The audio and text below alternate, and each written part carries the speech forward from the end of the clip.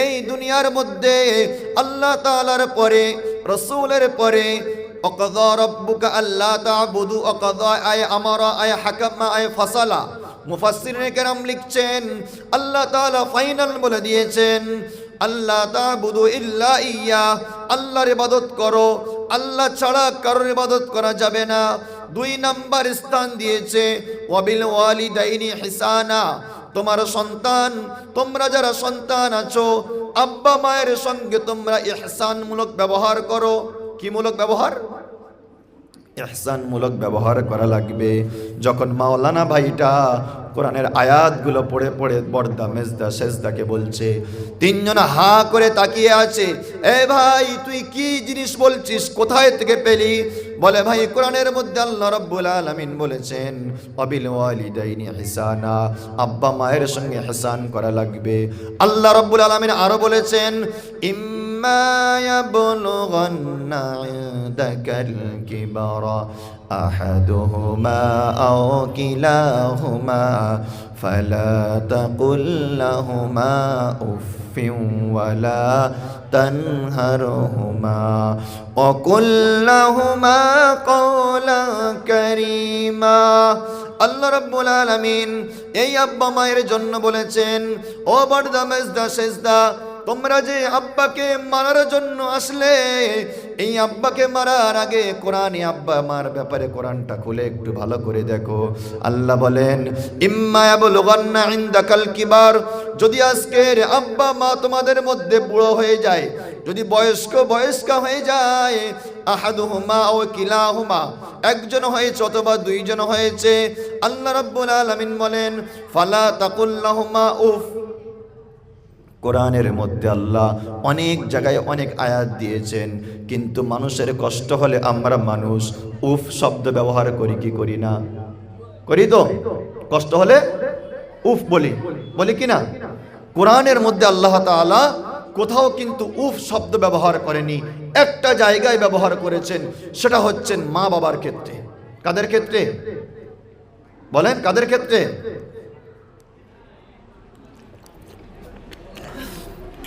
আল্লাহ রাব্বুল আলামিন বললেন, শোনো সন্তান, ওয়ালা তাকুল লাহুমা উফফিন ওয়ালা তানহারহুমা, ও সন্তান তোমরা তোমাদের পিতা মাতার কোনো আচরণের উপরে কোনোদিন উফ শব্দটা বলতে যাবে না। এত কিতাব পৃথিবীর মধ্যে আছে, কিন্তু কোরআনের উপরে কোনো কিতাব আছে আর নেই। এবার একটা আপনাদেরকে ছোট্ট প্রশ্ন করি, কোরআনটা হচ্ছে পৃথিবীর শ্রেষ্ঠ কিতাব, আর কোরআনটা যে মানুষটার কাছে আসবে সে মানুষটা কি শ্রেষ্ঠ না অশ্রেষ্ঠ?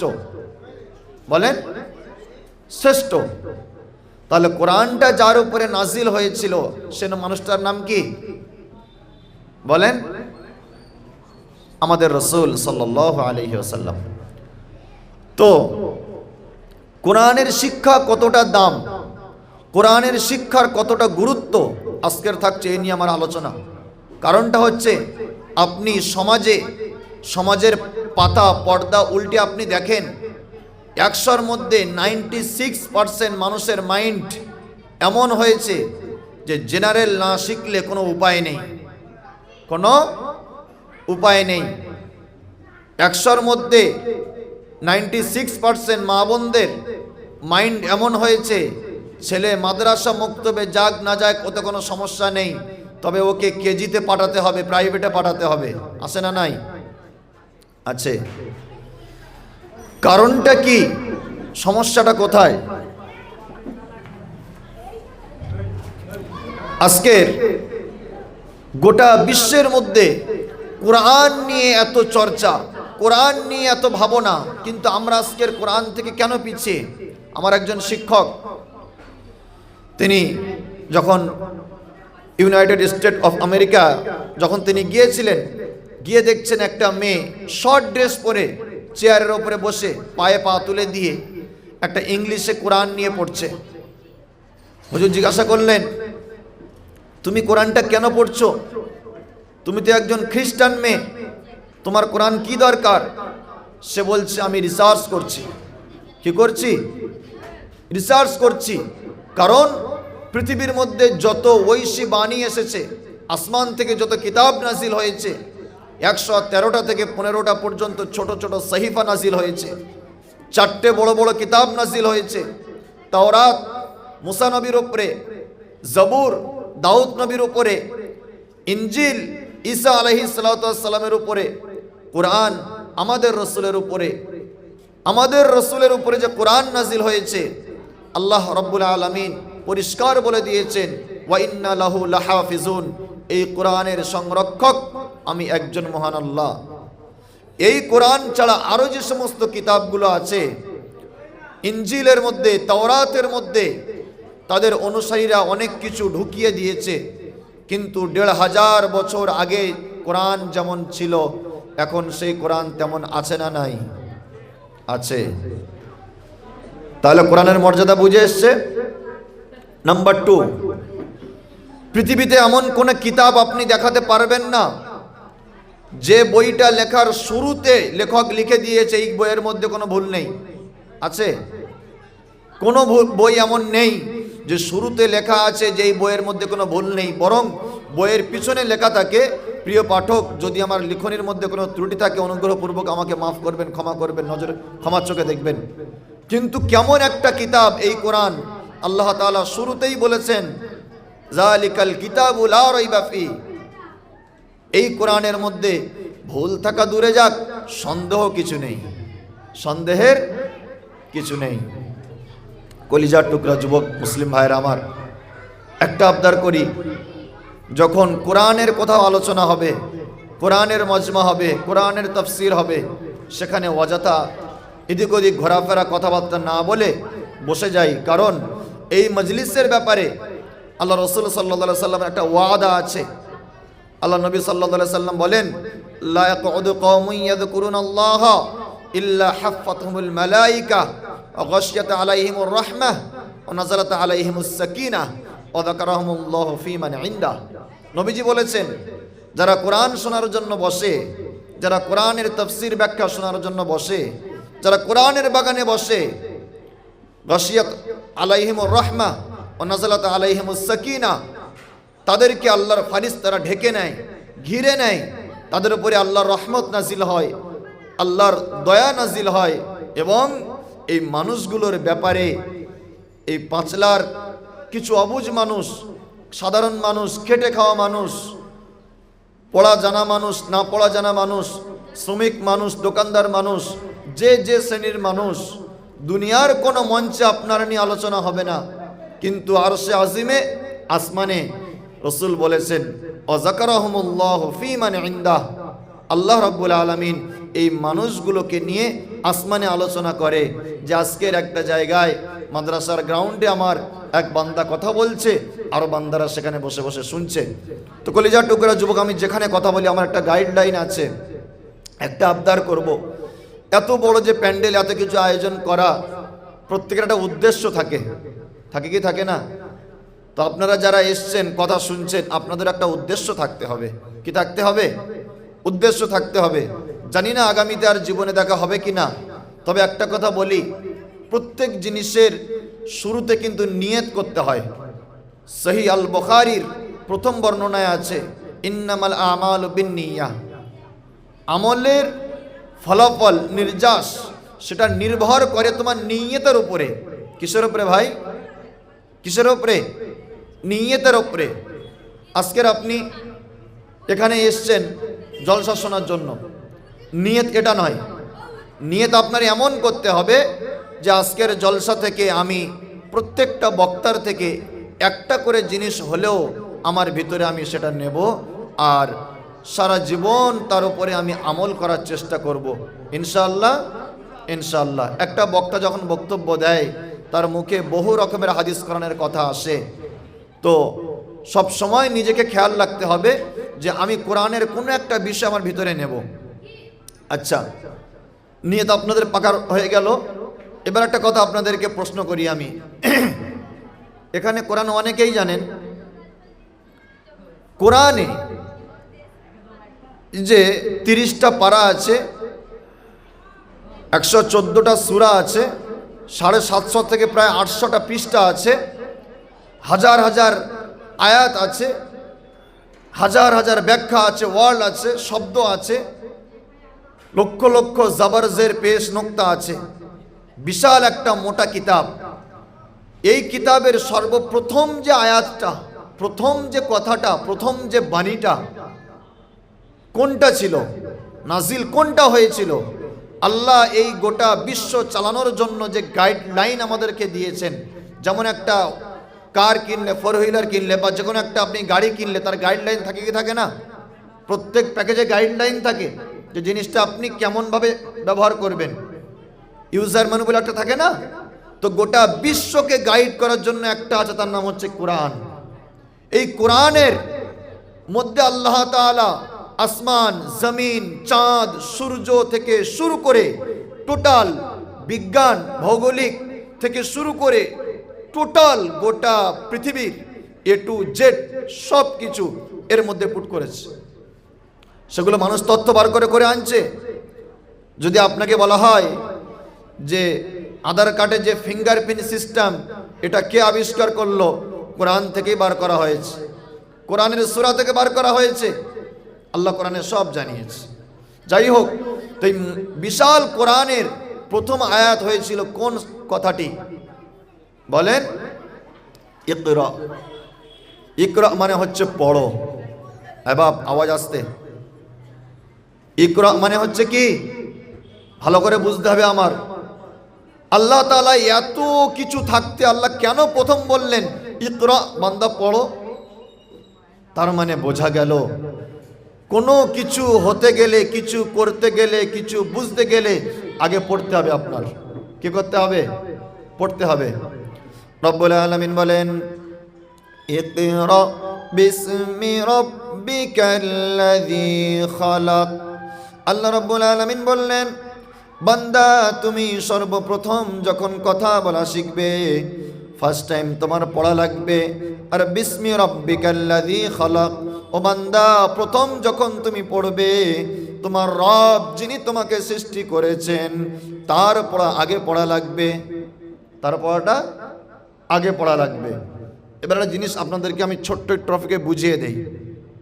তাহলে যখন কোনো বাচ্চা কথা বলা শিখবে, আগে তাকে কি পড়াতে হবে? আল্লাহর কালাম পড়াতে হবে। কি পড়াতে হবে? আল্লাহ তো বলে দিয়েছেন ইকরা, বান্দা পড়ো। কি পড়বো? বিসমি রাব্বিকাল্লাযী খালাক। বিসমি মানে নামে, রব্বিক তোমার রবের নামে পড়ো যিনি তোমাকে সৃষ্টি করেছেন। আমার একটা উস্তাদ বলতেন, বেটা যদি কোনো বাচ্চা সে চায় তার সর্বস্তরে ভালো এডুকেটেড হবে, সে ভালো নাম্বার তুলে পাস করবে, স্কুলের ছেলে হোক, কলেজের ছেলে হোক, ভার্সিটির ছেলে হোক, যে কোনো জায়গার ছেলে হোক, তার ভিতরে আগে কোরআনটা দিয়ে দেবে। কারণ কোরআন এমন একটা জিনিস যার ভিতরে চলে যাবে, তার ভিতরে অন্যান্য শিক্ষাগুলো আরো সহজে চলে যাবে। বলি সুবহানাল্লাহ। সেজন্য কোরআন শিখিয়েছে। প্রথম যদি পড়তে হয়, শেখাতে হয়, প্রথমে বাচ্চাকে ওয়া আ নয়। ছোট্ট একটা উদাহরণ আপনাদের সামনে তুলে ধরি। দেখেন, যখন ছোট ছেলেটা যখন ওয়া বইটা খুললো, ওয়ায় অজগর আসছে তেড়ে লেখা থাকে কি থাকে না? আপনি ওটুকু নিয়ে ভাবেন, ওয়ায় অজগর আসছে তেড়ে এই কথাটা কেন লেখা হবে ওখানে? ওখানে তো লিখতে পারতো ওয়ায় অন্যায় নিষেধ, ওয়ায় অন্যায় না করা, ওয়ায় উজু করে। যাই হোক, এটা ভারতবর্ষ তো উজু করে দিতে হবে না। অজগরটা ভয়ের জিনিসটা কেন দিয়েছো? ইসলাম শরিয়াতে নিষেধ করছে একটা বাচ্চাকে ভয় দেখাতে, নিষেধ করেনি? যখন মাসুম বাচ্চার সামনে ওই অজগর সাপ দেখানো হচ্ছে, সে ভয় খেয়ে যাচ্ছে। সাপ প্রথমেই দুনিয়ার শিক্ষা তার ভিতরে ভয় ঢুকিয়েছে, আর ভয় যখন ভেতরে ঢোকে মানুষের বারবার, তখন হার্ট দুর্বল হয়ে যায়। ইসলাম শিখিয়েছে না। তার মানে বোঝা গেল যে দুনিয়ার শিক্ষা আর কোরআনের শিক্ষা কতটা পার্থক্য আছে। নুরানি কায়দা আপনি হাতে নেবেন, ইসলামী শিক্ষার ফার্স্ট লেভেল হচ্ছে নুরানি কায়দা, তারপরে কোরআন, তারপরে অন্য কিছু। নুরানি কায়দার সর্বপ্রথম উপরে লেখা আছে যে রব্বিশ রাহলি সদরি ওয়াসিরলি আমরি ওয়াহলুল উকদাতাম মিন লিসানি আফকাহু কওলি রব্বি জিদনি ইলমা রব্বি জিদনি ইলমা রব্বি জিদনি ইলমা। অথবা লেখা আছে লা ইয়ামাসসুহু ইল্লাল মুতাহহারুন। কোনদিন কি ভেবেছেন নুরানি কায়দাটা পাশে রেখেছি আর এদিকে বাংলা বইটা পাশে রেখেছি, তো কোনটার মধ্যে কোনটার সামঞ্জস্যতা খাচ্ছে? নুরানি কায়দার উপরে যেটা লেখা আছে রব্বিশ রাহলি সদরি ওয়াসিরলি আমরি, এর মানে জানেন? হে রব, আপনি আমার সিনাকে খুলে দেন, আপনি আমার স্মরণ শক্তিকে মজবুত করে আমার ভিতরে ক্যাচ করার সিস্টেমটা আপনি মজবুত করে ঠিক করে দেন, আমার জন্য দিনের এই পড়াগুলো সহজ করে দেন। ওয়ালা তুআসসির, আমার জন্য আপনি কঠিন করবেন না। হে রব, রব্বি ইয়াসসির, আমার জন্য সহজ করে দেন। হে রব জিদনি ইলমা, আমার ইলম আপনি বাড়িয়ে দেন। দোয়া চাওয়া হচ্ছে, আহ কি সুন্দর নমনীয়। যাই হোক, তো প্রথম কথা বললাম যে শিক্ষার জামানায়, এই জামানায় শিক্ষা কিন্তু অবশ্যই রাখতে হবে। জেনারেল তো রাখতেই হবে, নচেত আপনার ছেলে চলতে পারবে না। সাথে কিন্তু ইসলামিক শিক্ষা খুব দরকার। হুজুর, কেন ইসলামিক শিক্ষা খুব দরকার? একটা ছোট্ট উদাহরণ দেই আপনার নিজস্ব আমাদের দেখা, নিজেরা আমরা প্রত্যক্ষদর্শী বিষয়টার উপরে। একটা বাপের জানাজা হয়েছে, তার ছেলে, 5টা ছেলে। কটা ছেলে? 5টা ছেলে। তো কোনো একটা ছেলে এমন নেই তার মুখে দাঁড়িয়ে আছে, কোনো একটা ছেলে এমন নেই যে নামাজ পড়াতে পারে না। সেই 5টা ছেলে বাপের জানাজা সামনে এনেছে, ভরা ময়দান মাঠ, বাপ হচ্ছিল হাই স্কুলের মাস্টার, শত শত হাজার হাজার মানুষ তার বাপের জানাজায় দাঁড়িয়ে আছে। হঠাৎ করে খবর নিয়ে দেখছেন ইমাম সাহেব বাড়িতে একটা প্রয়োজনে তিনি বাড়িতে গিয়েছেন, জানাজা পড়ানোর মতো কেউ নেই। বড় ভাই আব্বাজির মাথার ধারে দাঁড়িয়ে আছে, ভরা ময়দানের দিকে তাকাচ্ছে বারবার যে কেউ কি আছে জানাজাটা এসে একটু পড়িয়ে দেবে। কেউ আসছে না। বহুক্ষণ সময় দাঁড়িয়ে আছে, বহুক্ষণ সময়, আধা ঘন্টা হয়ে যাচ্ছে, কেউ আসছে না জানাজা পড়ানোর জন্য। তখন সেই ছেলেগুলো মাথা নিচু করেছে, হায় আজকের যদি আমার বাপ আমাদেরকে এত হাই এডুকেটেড ডাক্তার, মাস্টার, স্কুলের প্রফেসর, কলেজের প্রফেসর যদি না বানিয়ে যদি আমাদেরকে কোরআনটা একটু শিক্ষা দিতেন, আজকের এই কাঠ ফাটা রোদে আমার আব্বার লাশটা পড়ে থাকতো না। আমরা অনেক শিক্ষা গ্রহণ করেছি, কিন্তু আমরা কোরআন না শেখার কারণে আজকের আমার বাপের চির বিদায়ে হাজার হাজার লক্ষ লক্ষ মানুষের সামনে আমার বাপ অপেক্ষা করেছে, কে আসবে আমার জানাজা পড়াবে। আমরা ছেলেরা হতভাগ, আমরা হতভাগা, আমাদের কোনো দাম নেই। কি এমন শিক্ষা অর্জন করলাম যে শিক্ষা আমার বাপের চিরতর বিদায়ের সময়ও কাজে লাগলো না। তারা নিয়ত করলো যে আল্লাহ, আমার বাপ যে ভুলটা করেছে এ ভুলটা আমরা আর কেউ করব না। তারপরে শোনা গেল, জানা গেল ওই যারা 5 ভাই ছিলেন তাদের প্রত্যেকের একটা করে সন্তান মাদ্রাসায় ভর্তি করে কোরআনের হাফেজ তৈরি করেছে। বলি সুবহানাল্লাহ। আমি তো প্রত্যেক গার্জিয়ানদেরকে একটা কথা বলি, আল্লাহ বলেছেন আল মাল ওয়াল বানুনা জিনাতুল হায়াতিদ দুনিয়া। মাল এবং সন্তান, সম্পদ এবং সন্তান, এই দুইটা হচ্ছে তোমার দুনিয়ার একটা রওনাক, চিকচাক ঝিকঝাক একটা সম্পদ। আল্লাহ বলেন এদের মোহে পড়ে তুমি তোমার আখিরাতকে ধ্বংস করো না। তো সন্তানকে আপনি কাজে লাগাতে হবে আপনার। আল্লাহ রাসূল সাল্লাল্লাহু আলাইহি ওয়াসাল্লাম বলেছেন ওয়ালি ওয়ালাদিকা আলাইকা হাক্কা, তোমার সন্তানের উপরে তোমার একটা হক আছে। কি আছে? একটা হক আছে। সেই হকটা কি? আল্লাহ নবী সাল্লাল্লাহু আলাইহি ওয়াসাল্লাম হাদিসের মধ্যে বলেছেন মানে উলিদা লাহু ওয়ালাদ, নবীজি বলেন যার সন্তান জন্মগ্রহণ হবে 1 নম্বর নবীজি দায়িত্ব দিয়েছেন ফালইহসিন ইসমা, তার সুন্দর নাম রাখা লাগবে। কি নাম রাখা লাগবে? সুন্দর নাম রাখা লাগবে। এজন্য সুন্দর নাম রাখা লাগবে, যদি আপনি আপনার সন্তানের নামটা রেখেছেন খোকন, ধরে নিচ্ছি খোকন, বাপ্পা, এই নামগুলো বেধর্মীরাও রাখে। আরও অনেক খারাপ নাম আছে, অনেক কিছু নাম অনেকে আছে, সেগুলো আমি বলছি না। তো একটা নাম রেখেছেন খোকন, বাপ্পা। তো ছেলেটা যদি একজন বড় আলেম হয়, মুফতি হয়, কারি হয়, তখন এই নামটা শুনতে কেমন লাগবে না? জনাব হজরত মুফতি বাপ্পা সাহেব, শুনতে ভালো লাগলো? বলেন। যদি বলা হয় মুফতি আব্দুর রহমান সাহেব, ভালো লাগবে শুনতে। সেজন্য সৎ পিতার সব থেকে বড় পরিচয় তার সন্তানের নামটা সুন্দর রাখবে, নামটা সুন্দর রাখবে। বিশ্বনবী বললেন, শোনো, 2 নাম্বার ওয়া আদাবা, ও গোলাম, যখন তোমাদের সন্তান জন্মগ্রহণ করবে 1 নাম্বার ভালো নাম রাখা লাগবে, 2 নাম্বার ওয়া আদাবা, তার আদব শিক্ষা দেওয়া লাগবে। কি শিক্ষা দেবেন? আদব। আদব কার বলে? একটা জিনিস যারা মাদ্রাসা পড়ে তারা জানে, একটা হচ্ছে তালিম, একটা হচ্ছে তারবিয়াত। তালিম আর তারবিয়াত। স্কুলগুলোতে তালিম হয়, তারবিয়াত হয় না। মাদ্রাসাগুলোতে তালিম হয়, তারবিয়াত হয়। হুজুর, তারবিয়াতটা কি জিনিস? তারবিয়াতটা হচ্ছে যে সুচরিত্রে সে বাচ্চার মাইন্ডটা গঠে যাবে, সুচরিত্রে আদবে বাচ্চার মাইন্ডটা গঠে যাবে। তার মানে যখন শিক্ষক হেঁটে আসছে তখন সে ছাত্র হেঁটে যাবে না। আমার নিজের চোখে দেখা, যখন দেওবন্দে আমরা ছিলাম, যদি কোনো একটা শিক্ষক হেঁটে আসতেন, মুরব্বী শিক্ষক হোক, জওয়ান শিক্ষক হোক, শত শত ছেলে রাস্তা দিয়ে তারা সঙ্গে সঙ্গে সাইডে দাঁড়াতেন, হুজুর হেঁটে আসছেন। তারা একদম আর হাঁটতেন না। এখনো পর্যন্ত আমার সামনে যদি আমার কোনো শিক্ষক পড়ে, অহংকার না, আমি সঙ্গে সঙ্গে গাড়িতে নেমে যাই, যদি বাইকে থাকি বাইক থেকে নেমে যাই, সঙ্গে সঙ্গে মোবাইল বুক পকেট থেকে নিচে ঝুল পকেটে নিয়ে নিই, কারণ যত বড় হই না কেন আমার শিক্ষক আমার শিক্ষক। এই যে আদবগুলো, এগুলো শেখানো হয় কোথায়? কলেজ থেকে কোনো ছেলে এসে মাকে সালাম দেয় না, মাদ্রাসা থেকে এসে সালাম দেয়।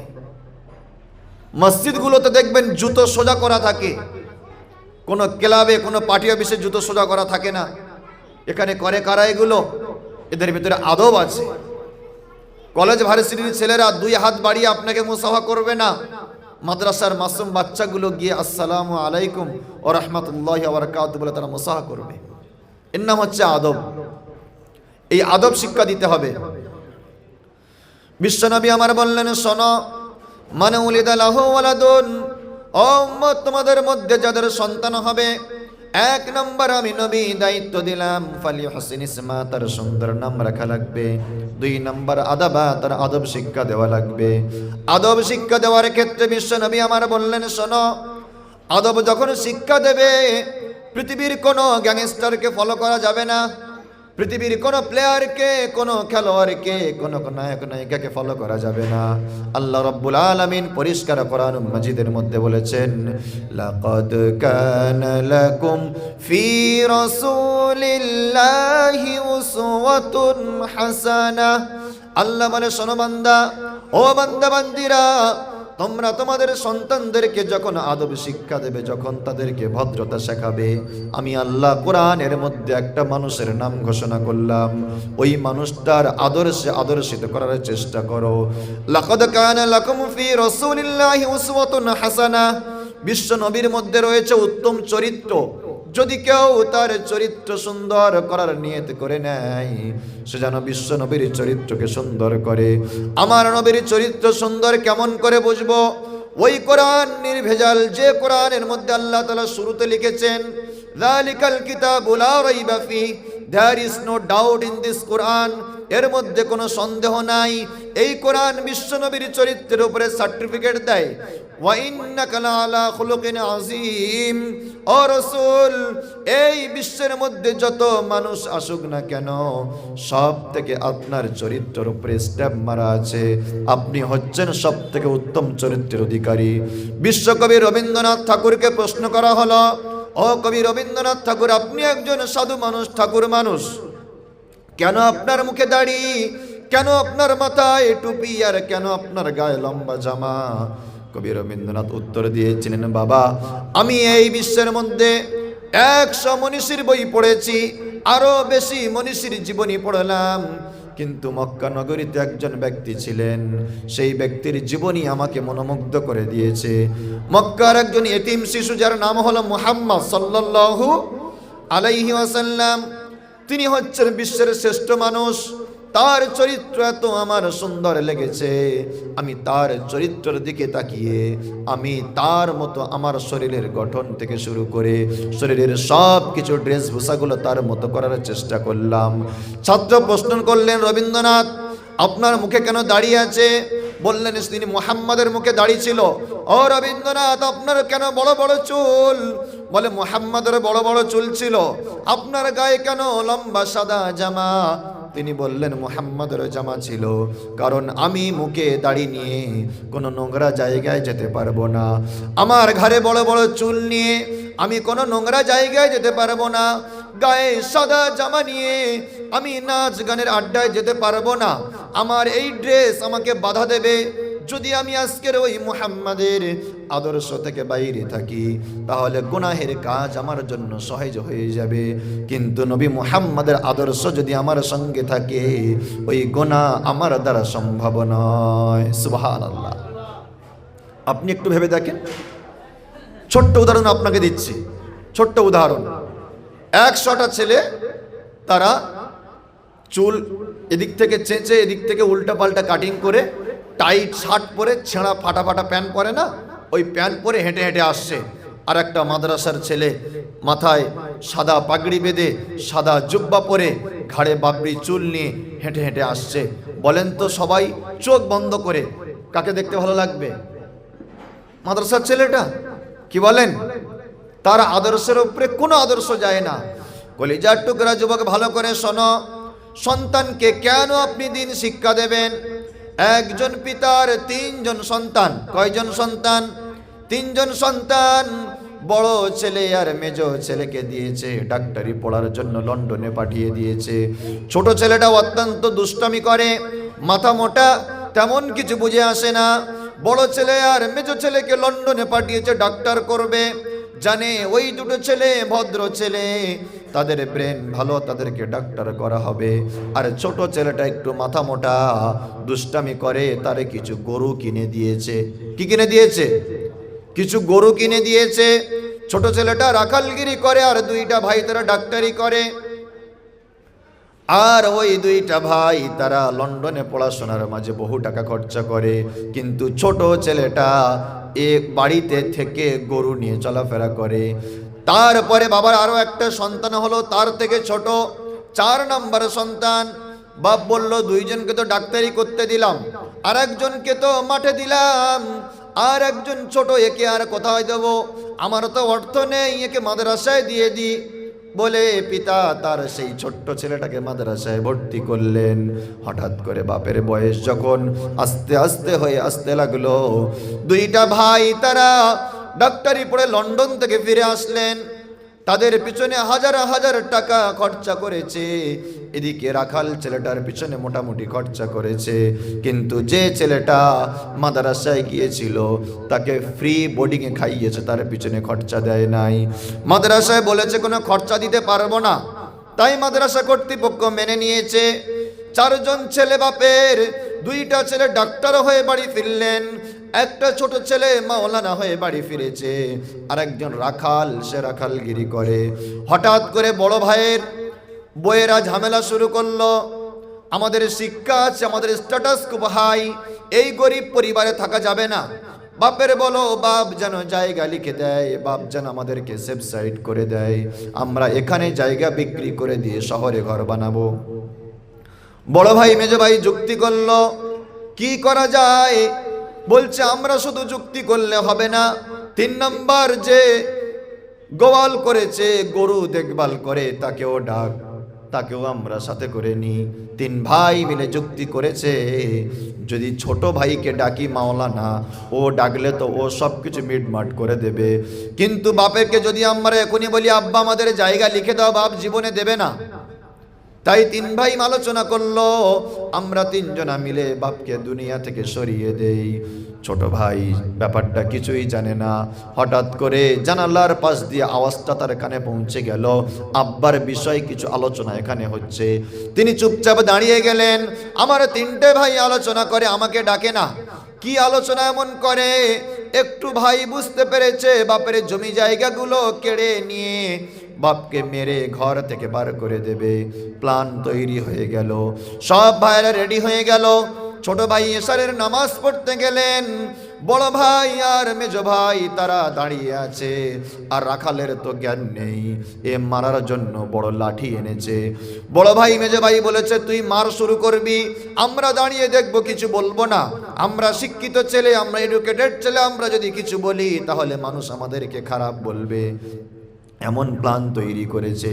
ইশারের নামাজ পড়ে এসে মাওলানা সাহেব দেখছে তার ঘরের তিন দিকে তিনটে ভাই চুপচাপ দাঁড়িয়ে আছে।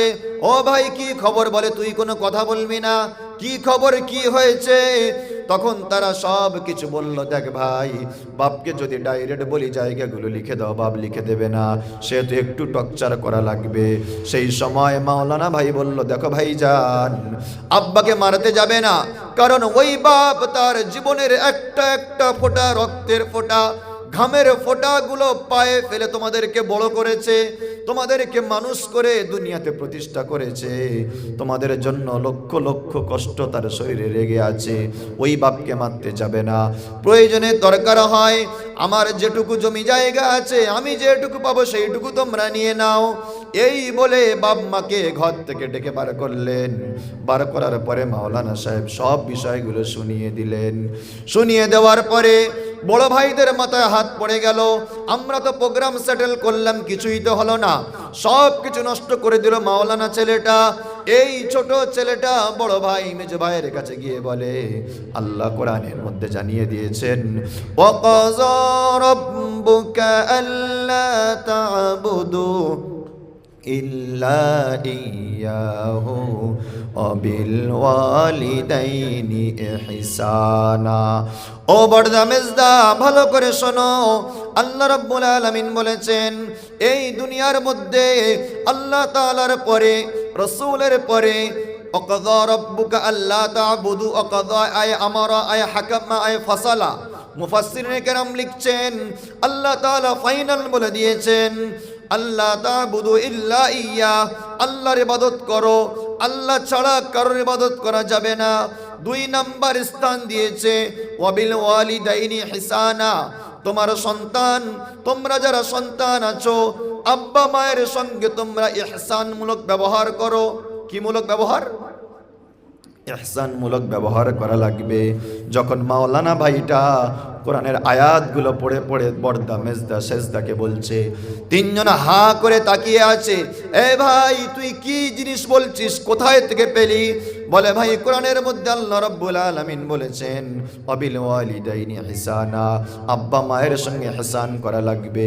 আল্লাহ রাব্বুল আলামিন আরো বলেছেন, ইম্মা ইয়াবলুগান্না ইনদাকাল কিবারা আহাদুহুমা আও কিলাহুমা ফালা তাকুল লাহুমা উফফিন ওয়ালা তানহারহুমা ওয়া কুল লাহুমা কওলান কারীমা। আল্লাহ রাব্বুল আলামিন এই আব্বা মায়ের জন্য বলেছেন, ও বর্দা মেজদা সেজদা, তোমরা যে আব্বাকে মারার জন্য আসলে, এই আব্বাকে মারার আগে কোরআনে আব্বা মার ব্যাপারে কোরআনটা খুলে একটু ভালো করে দেখো। আল্লাহ বলেন, ইম্মা ইয়াবলুগান্না ইনদাকাল কিবার, যদি আজকের আব্বা মা তোমাদের মধ্যে বুড়ো হয়ে যায়, যদি বয়স্কা হয়ে যায়, আহাদুহুমা আও কিলাহুমা, একজন হয়েছে অথবা দুইজন হয়েছে, আল্লাহ রাব্বুল আলামিন বলেন, ফালা তাকুল লাহুমা উফ। কোরআনের মধ্যে আল্লাহ অনেক জায়গায় অনেক আয়াত দিয়েছেন, কিন্তু মানুষের কষ্ট হলে আমরা মানুষ উফ শব্দ ব্যবহার করি কি করি না? করি তো। কষ্ট হলে উফ বলি কি না? কোরআনের মধ্যে আল্লাহ তাআলা কোথাও কিন্তু উফ শব্দ ব্যবহার করেনি, একটা জায়গায় ব্যবহার করেছেন, সেটা হচ্ছেন মা বাবার ক্ষেত্রে। কাদের ক্ষেত্রে বলেন? কাদের ক্ষেত্রে?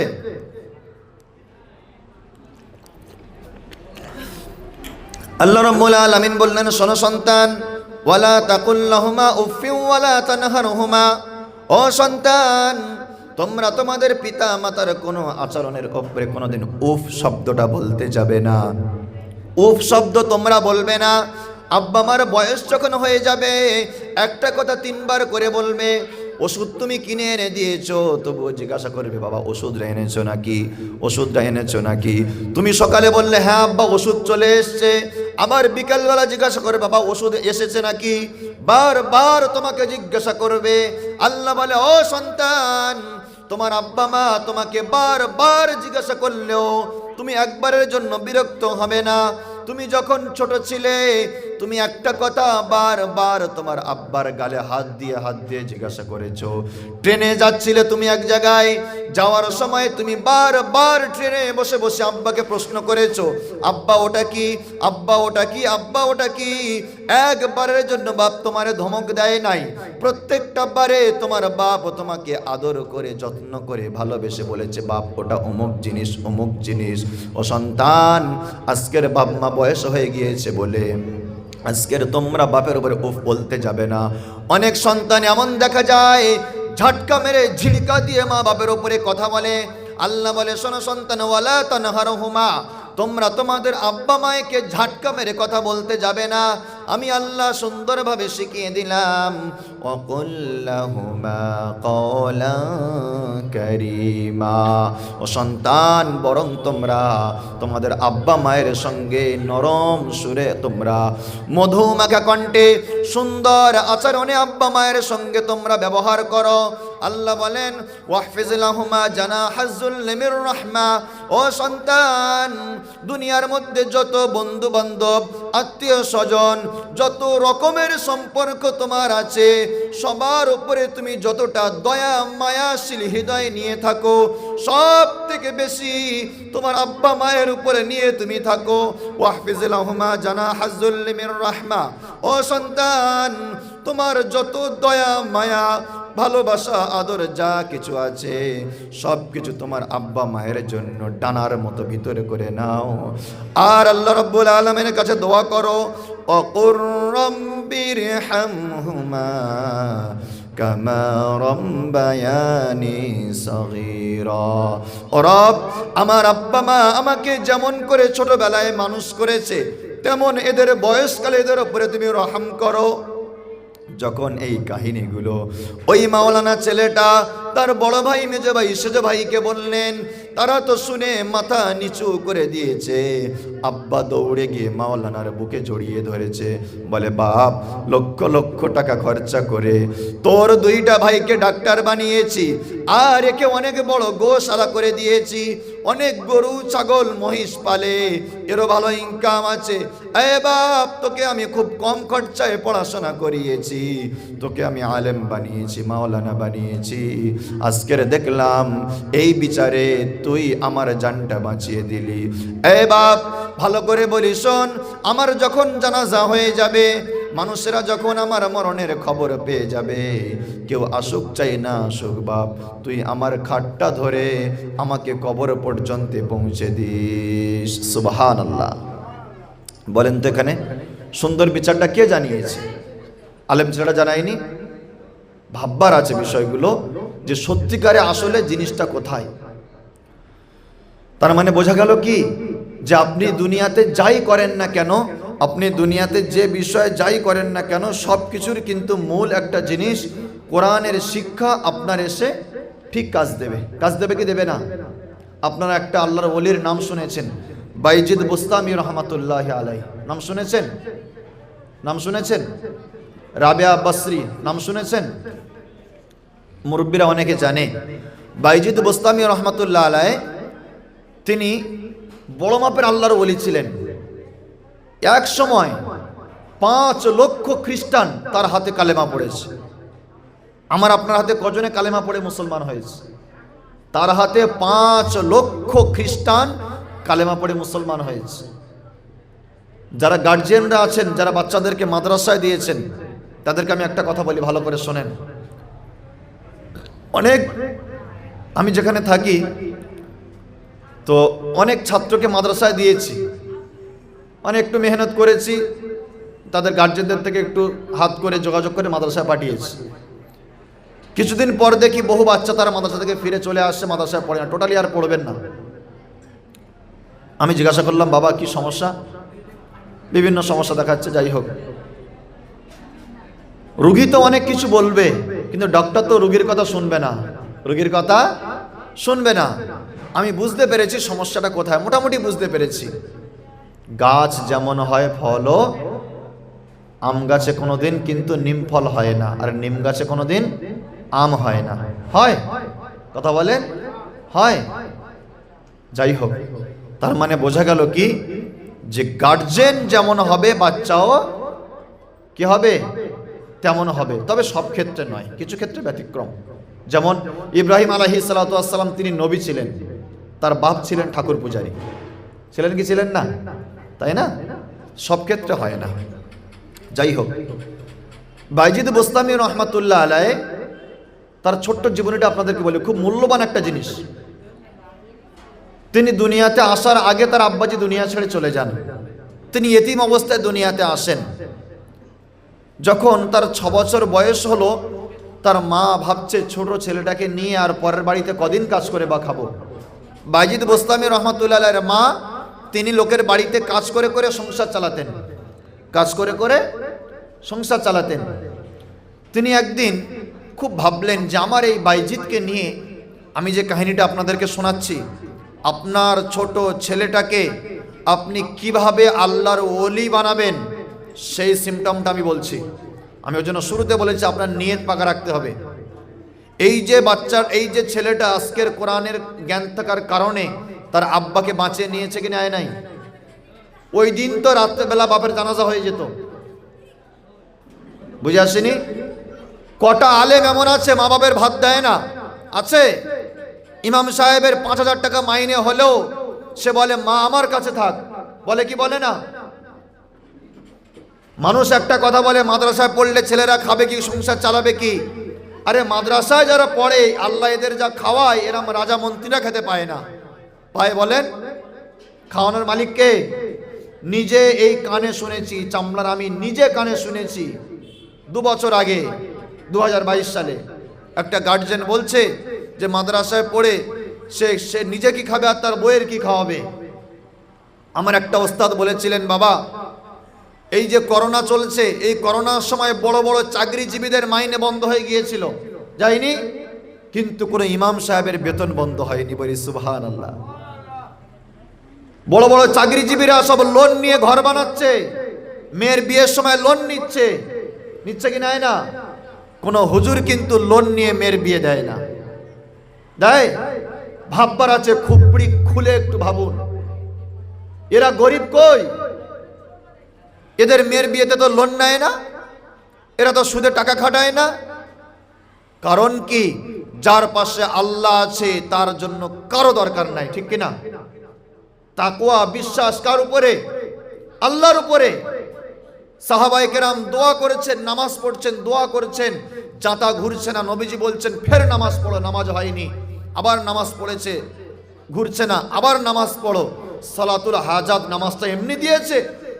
আজকে তোমার ছেলের জান খারাপ, তুমি তাকে নিয়ে এদিক ওদিক দৌড়াচ্ছ নামাজ পড়তে, নামাজ আর পড়ো না, 15 দিন হাসপাতালে পড়ে আছো, কি হবে আল্লাহ কি হবে?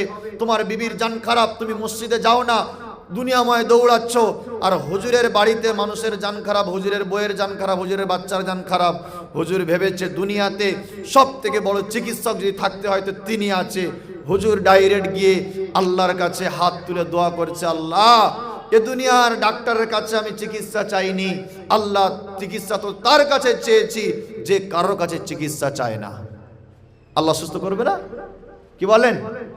তো মাদ্রাসায় পড়ে আলেম হয়ে কোন লোক এমন হয়নি না খেয়ে মারা গিয়েছে, না খেয়ে তার বউ চলে গিয়েছে। সে বলেছে যে আমি বোনদেরকে দেখতে পারবো না, আমি মা বাবার দেখতে পারবো না, এমন ছেলে নেই। কিন্তু অনেক চাকরিওয়ালা ছেলে মা বাপকে বৃদ্ধাশ্রমে রেখে আসছে কি আসে না? বলেন? তাহলে এর ভিতরে কোরআন আছে। কি আছে? কোরআন আছে।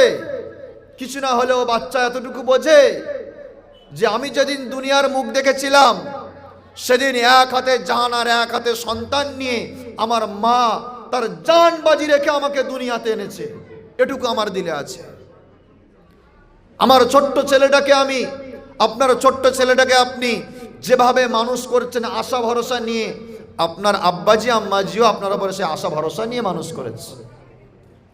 সেই বাইজিদ বোস্তামি রহমাতুল্লাহ আলাইহির মা তখন ভাবলেন যে আমার বাইজিদকে আমি মানুষের মতো মানুষ বানাবো, বাপ তো নেই, কি হবে।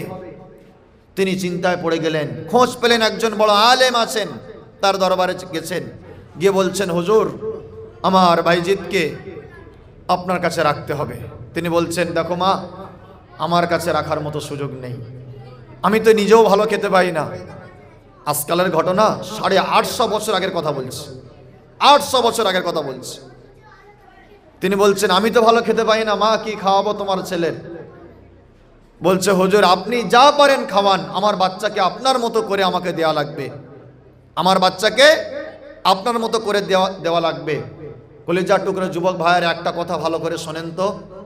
আজ থেকে কিছু বছর আগে, 10-5 বছর আগে আমরা শুনতাম, যখন আমাদেরকে মাদ্রাসা স্কুলে দিয়ে আসতো, মা বাপেরা হাত ধরে মাস্টারকে হুজুরকে বলে আসতেন যে হুজুর এর হাড়কোটা দিলে হবে, গোস্ত মাংস সব আপনার, বলতেন কি বলতেন না? আর এখন যদি কোনো বাচ্চার গায়ে একটা ছড়ি উঠে যায়, সঙ্গে সঙ্গে ফোন আসবে, কেন আপনি ওকে মারলেন? জানেন না এখন মানা রুলস নেই, শিক্ষা হবে। বলেন লোহা যত গরম হবে, যত পেটা হবে, তত মজবুত তৈরি হবে। যদি শুধু রেখে দেবে ও মানুষ হবে না, জং ধরে নষ্ট হবে। বাইজিদ বোস্তামি রহমাতুল্লাহ আলাইহির মা চিন্তা করলেন তার সন্তানকে বড় আলেম বানানো লাগবে। আলেমের দ্বারস্থ হলেন, যাওয়ার পরে আল্লাহর ওলিকে বললেন হুজুর আমার সন্তানকে আপনার কাছে রাখেন। হুজুর বললেন ঠিক আছে। মা ওয়াদা করলেন হুজুর শোনেন, আমার সন্তানকে আপনার মতো না হওয়া পর্যন্ত আপনি ছাড়বেন না, আপনি কোনো মতে তার ছুটি দেবেন না, আপনি তাকে বাড়িতে যেতে দেবেন না। যখন সম্পূর্ণ আপনার মতো হয়ে যাবে সেদিন আপনি তার ছুটি দেবেন, বাড়িতে চলে যাবে। বাইজিদ বোস্তামি রহমাতুল্লাহ আলাইহির মা সন্তানকে বাড়িতে রাখলেন, রেখে বাচ্চাকে বললেন বাবা আজকের তোমার বাবা নাই, দাদা নাই, দাদি নাই, চাচা চাচি কেউ নাই, আমি মা আজকের মানুষের বাড়িতে কাজ করে করে তোমাকে খাওয়াই দাওয়াই বড় করি, কিন্তু তোমার সামনের ভবিষ্যৎ অনেক সুন্দর করার আমার মা বুক ভরা আশা। গরিব মা বাবা হলেও প্রত্যেকে মা বাপ চায় তার সন্তানকে তার থেকে আরো সুন্দর জীবন তৈরি করে দিতে চায় কি চায় না? বলেন প্রত্যেকে মা বাপ চায়। বাইজিদ বোস্তামি রহমাতুল্লাহ আলাইহির মা মানুষের বাড়িতে কাজ করে করে সংসার চালায়, তবু আল্লাহর উপরে ভরসা করে বুকে আশা নিয়ে কলিজার টুকরা 6 বছরের একটা মাত্র সন্তানকে আল্লাহর ওলির দরবারে রেখে দিয়ে তিনি বাড়িতে চলে আসলেন। বাইজিদ বোস্তামি রহমাতুল্লাহ আলাইহি তিনি পড়াশোনা শুরু করলেন। শুরু করার পরে দেখা গেল মাদ্রাসায় যত ছাত্র ছিল সবার থেকে সুন্দর নাম্বার তার, সুন্দর পড়াশোনা করে। রমজান মাস আসলে মাদ্রাসা ছুটি হয়ে যাবে, সব বাচ্চারা ছুটি পাবে। বাইজিদ গিয়ে বলে হুজুর আমারও ছুটি দেন, আমিও বাড়ি যাব। হুজুর বলে বাবা বাইজিদ তোমার মার কাছে আমি ওয়াদাবদ্ধ হয়েছি, তোমাকে বাড়ি যেতে দেওয়া যাবে না, কারণ তোমার মা বলে গিয়েছে যতক্ষণ না তুমি আমার মতো বড় আলেম না হবে ততক্ষণ পর্যন্ত তোমার ছুটি হবে না। বাইজিদ বলছে হুজুর শোনেন, আমার ছোট থেকে আব্বা নাই, কেউ নাই, ভালোবাসার কেউ নাই, মা আছে, এই ছুটিতে সবাই বাড়ি যাচ্ছে, আমি কি একটু যাব না হুজুর? তখন শিক্ষক মনে করলেন আল্লাহ মাসুম বাচ্চা, একদিকে মায়ের আবদার তার মনে পড়েছে, মায়ের কথা তার স্মরণে পড়েছে, আল্লাহ কি করা যায়? ওদিকে তো মায়ের সঙ্গে আমি ওয়াদাবদ্ধ হয়েছি, আমি যদি ওকে পাঠাই তাহলে আমার ওয়াদা খেলাফ হয়ে যাবে, যদি আমি না ছাড়ি এই মাসুম বাচ্চা মনে কষ্ট পাবে। তিনি বললেন বাবা ঠিক আছে, একটা শর্ত আছে, শর্ত যদি পূরণ করতে পারো তাহলে তোমার ছুটি দেওয়া যাবে। বললেন হুজুর বলেন কি শর্ত? বলে বাবা এতগুলো পড়া তোমার আজকের মধ্যে মুখস্থ করে শোনানো লাগবে। বাইজিদ বললেন হুজুর ঠিক আছে, অসুবিধা নেই। বাইজিদ বোস্তামি রহমাতুল্লাহ আলাইহি বই খুললেন, কিতাব খুললেন, আর পৃষ্ঠাগুলো ফটফট করে উল্টাতে শুরু করলেন। শিক্ষক তো যেমন, ছাত্র তেমন, যেমন পড়াগুলো দিয়েছে, 1 মাসের পড়া বাইজিদ 1 দিনের মধ্যে সম্পূর্ণ করে নিয়েছেন। কারণটা কোথায়? কলিজার টুকরা যুবক, একটা কথা বলি, ঘুড়ি যখন আকাশে ওড়ে, ওই ঘুড়ি যেদিকে সেদিকে হোক না কেন, লাটাই থাকে কিন্তু ঘুড়ির মালিকের হাতে। নিচে থেকে যদি লাটাই ঠিকঠাক না ধরে রাখতে পারে, ও ঘুড়ি কোথায় পড়বে কেউ খুঁজে পাবে না।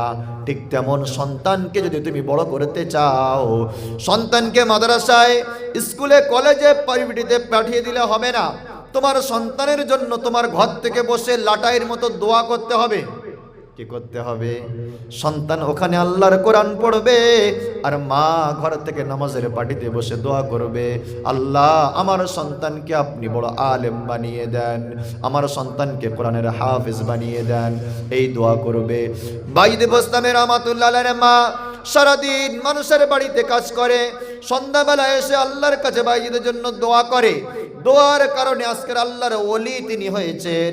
তিনি যখন হুজুরকে 1 পৃষ্ঠা সবক, 2 পৃষ্ঠা নয়, 1 মাসের পড়া 1 ঘন্টায় তিনি যখন সম্পূর্ণ শুনিয়ে দিলেন, হুজুর বললেন, বাবা তোমার যে শর্ত দিয়েছিলাম তুমি শর্ত পূরণ করলে, তাহলে তো আমি আর ওয়াদা খেলাফ করতে পারবো না, তুমি যাও, বাড়ি চলে যাও।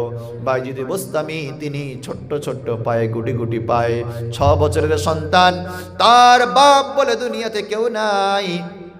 বাড়িতে যখন গেলেন, দরজায় দাঁড়িয়ে দরজায় সালাম দিলেন, আসসালামু আলাইকা ইয়া আম্মি, ও আমার মা তোমাকে সালাম দিলাম। মা ভিতর থেকে উত্তর দিয়ে বলছে, কে বাবা? বলে আমি বাইজিদ। বলে আমার ছেলে এখন বাড়িতে আসবে না, আমার ছেলের জন্য ফাইনাল কথা হয়েছে, আমার ছেলে বাড়ি আসবে তার শিক্ষকের মতো যখন বড় হবে। এইখন তুমি তো আমার বাইজিদ হতে পারো না। বাইজিদ বলে, মা আমি তোমার কলিজার টুকরা সন্তান গো মা, আমি তো বাইজিদ, আজকের মাদ্রাসা ছুটি হয়েছে, সব ছাত্ররা বন্ধুরা বাড়ি গিয়েছে, আমিও বাড়িতে এসেছি, মা দরজা খোলো। মা বলে, ও বাবা শোনো, আমার বাইজিদ যে হবে সে এখন বাড়ি আসবে না, আমার বাইজিদ বড় আলেম হবে, তারপরে আমার দরজায় আসবে, কারণ আমি আমার বাইজিদের শিক্ষকের সঙ্গে ওয়াদাবদ্ধ হয়েছি। সুবহানাল্লাহ। বাইজিদ চিন্তা করলেন, হায় কি অবস্থা, ভেতরে তো যাওয়া যায় না। ওই দরজা থেকে মা বাইজিদকে ফিরিয়ে দিলেন। বাইজিদ চোখের পানি ছেড়ে কাঁদতে কাঁদতে আবার মাদ্রাসার দিকে রওনা হলেন। গিয়ে বলে, হুজুর বাড়িতে গেলাম, আম্মাজি দরজা খুললেন না। আম্মাজি বললেন, আমার বাইজিদ এখন আসবে না, আমার বাইজিদ যেদিন সম্পূর্ণ আলেম হয়ে যাবে সেদিন বাইজিদ বাড়িতে ফিরবে। হুজুর বললেন, বাবা আমি তো তোমাকে আগেই বলেছিলাম, আমি তো জানি তোমার মা এমন তোমার জন্য আমার কাছে বলে গিয়েছে। আর হুজুর মনে মনে ভাবছে, বাইজিদ তো এমনি সাধারণ ছাত্রদের মতো ছাত্র নয়, এর ভিতরে আল্লাহ অন্য কিছু দিয়ে রেখেছেন, কারণ 1 মাসের পড়া 1 ঘন্টায় যিনি শোনাতে পারে, এ তো ছোট নয়, এ অন্য একটা জিনিস। বাইজিদ বোস্তামি রহমাতুল্লাহ আলাইহি মন খারাপ হোক যাই হোক আর কোনো কথা বলে না। টানা 8 বছর তিনি ওখানে থাকলেন। কয় বছর? 8 বছর ওখানে থেকে পড়াশোনা করলেন। হুজুর বললেন, বাবা এখানের সব শেষ, এবার অন্য জায়গায় যাওয়া লাগবে। হুজুরের সঙ্গে তিনি আরো অন্য জায়গায় চলে গেলেন, সেখানে সম্পূর্ণ পড়াশোনা শেষ করলেন। কলিজার টুকরা যুবক, 18 বছর বয়স যখন বাইজিদের হয়ে গেল, 6 থেকে 18 কত বছর? 18 থেকে 6 বাদ দেন, 12 বছর না? 12 বছর পর্যন্ত বাইজিদ ওই মাদ্রাসা থেকে বাড়িতে আসেনি। ওই জন্য মাওলানা হতে গেলে 12 বছরের সময় লাগে। ক বছর? 12 বছরের সময় লাগে। 12 বছর পর বাইজিদ বাড়িতে এসছেন। আসার পরে হঠাৎ করে রাত্রেবেলা বাইজিদ তাহাজ্জুদের জন্য উঠে আল্লাহর কাছে দোয়া করেছে। হঠাৎ করে বাইজিদের যিনি শিক্ষক ছিলেন হুজুরকে আল্লাহ রাব্বুল আলামিন স্বপ্নে দেখালেন। বিশ্বনবী মুহাম্মদ সাল্লাল্লাহু আলাইহি ওয়াসাল্লাম বাইজিদের শিক্ষকের কাছে স্বপ্নে এসে বলছে, ও বাবা শোনো, আজকের বাইজিদকে তুমি তো বাড়িতে পাঠিয়ে দিলে, যাও যাও বাইজিদের বাড়িতে যাও, গিয়ে বাইজিদের মাথায় তোমার এই পাগড়িটা পরিয়ে দাও। আজকের বাইজিদকে বলে দাও সে যেন উম্মতের জন্য খেদমতে লেগে যায়, কারণ বাইজিদের মধ্যে আল্লাহর ভয় চলে এসছে, বাইজিদের মধ্যে কোরআনের জ্ঞান চলে এসছে। তুমি গিয়ে বাইজিদের মাথায় তোমার পাগড়ি পরিয়ে দাও। শিক্ষক ঘুম থেকে উঠে দৌড়ে দৌড়ে বাইজিদের বাড়িতে হাজির হলেন, বাইজিদের মাথায় পাগড়ি পরিয়ে দিলেন, বড় আলেম হয়ে গেলেন। হঠাৎ করে বাইজিদ ওই রাত্রেবেলা আবার স্বপ্ন দেখে। আল্লাহ রাব্বুল আলামিন স্বপ্নে বাইজিদকে বলছে, বাইজিদ তোমার এইখানে তোমার বোস্তামি এই নগরীতে বিশাল বড় একটা সমাবেশ হচ্ছে, সমাবেশে তোমার যাওয়া লাগবে। ওটা মুসলমানদের সমাবেশ নয়, ওটা হচ্ছে খ্রিস্টানদের সমাবেশ। কাদের সমাবেশ? খ্রিস্টানদের সমাবেশ। সেখানে তোমার যাওয়া লাগবে। বাইজিদ বোস্তামি বললেন, আল্লাহ আমি যাবো তো যাবো কি করে? বললেন তুমি চলে যাও, কোনো সমস্যা নাই। খ্রিস্টানের বড় বড় পাদ্রীরা সেখানে হাজির রয়েছে, 5 লক্ষ খ্রিস্টান, 5 লক্ষ খ্রিস্টান সেখানে উপস্থিত রয়েছে। বড় বড় পোপ, বড় বড় পাদ্রী সেখানে হাজির রয়েছে। বাইজিদ বোস্তামি রহমাতুল্লাহ আলাইহি ওদের মতো একটা পোশাক পরে সেখানে ঢুকলেন। ওখানে যখন তিনি ঢুকে গেলেন, ঢুকে যাওয়ার পরে তিনি যখন বসে আছেন, ওদের বড় পোপ যিনি আছেন, যিনি বক্তব্য দেবেন, তিনি আর কোনো কথা বলতে পারেন না, তার মুখ থেকে কোনো সাউন্ড আসে না। তিনি চুপ হয়ে গেলেন, নিজে থরথর করে কাঁপতে শুরু করলেন। ওই পোপের চেয়ারও হেলতে শুরু করলো। সবাই বলল, জাহাপানা, ও আমাদের হযরত, ও আমাদের মহাপপ, আপনি কেন কথা বলতে পাচ্ছেন না? কেন আপনার চেয়ার হেলে যাচ্ছে?